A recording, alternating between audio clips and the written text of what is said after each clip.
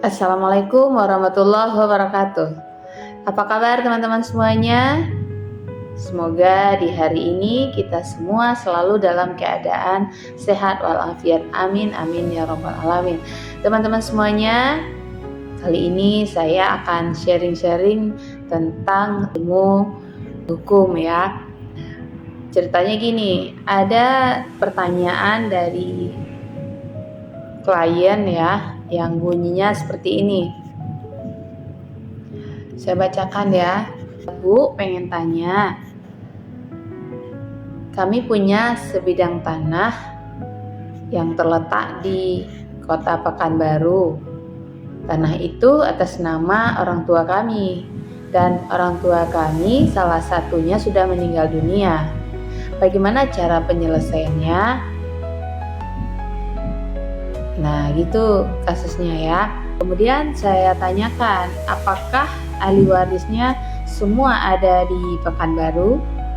Kemudian mereka menjawab, yang ada di Pekanbaru hanya orang tua perempuan, anak perempuan 2 orang di Pekanbaru, dan 2 orang lagi ada di luar negeri. Kebetulan adanya di Malaysia gitu ya. Jadi gimana jalan keluarnya itu? Katanya gitu. Saya bilang kalau untuk yang di luar negeri, mereka harus pergi ke notari publik yang ada di Malaysia tersebut. Nah, kemudian setelah datang ke notaris sana untuk memberikan kuasa kepada orang tuanya yang ada di sini, maka surat kuasa itu didaftarkan di apostel ya. Kemudian untuk yang ada di sini bisa dilakukan transaksi jual belinya di sini. Nah, tanah ini ceritanya mau dijual gitu ya, tapi syarat-syaratnya apa yang harus dipersiapkan. Kemudian saya bilang bahwa syaratnya yang pertama akta kematian dari almarhum. Kemudian surat keterangan ahli waris yang menyatakan siapa-siapa aja ahli waris dari almarhum. Ya, kemudian untuk anak-anaknya identitasnya KTP, kartu keluarga, ya. Kemudian kalau seandainya ahli warisnya tidak ada di Pekanbaru, maka harus dibuatkan surat kuasa di mana dia berada.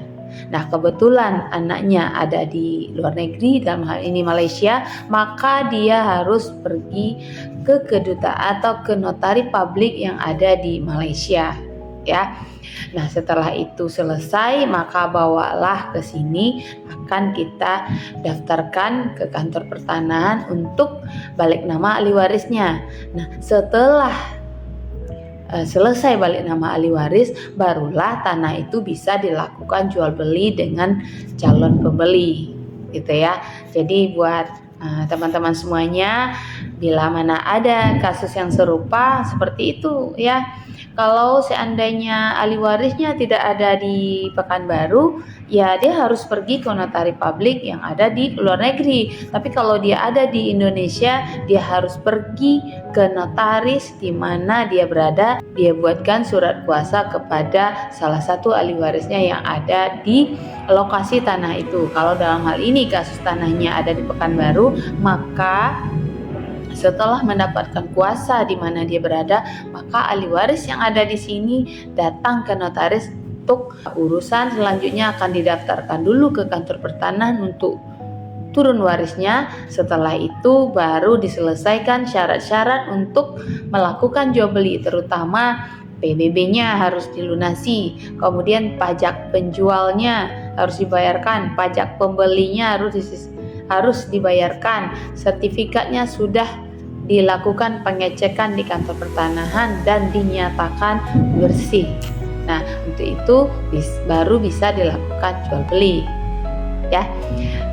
Itu teman-teman semuanya, bila mana ada yang perlu ditanyakan bagi teman-teman semuanya yang dengan kasus serupa atau kasus-kasus lainnya, insya Allah akan kita coba jawab sesuai dengan ilmu pengetahuan yang kita miliki.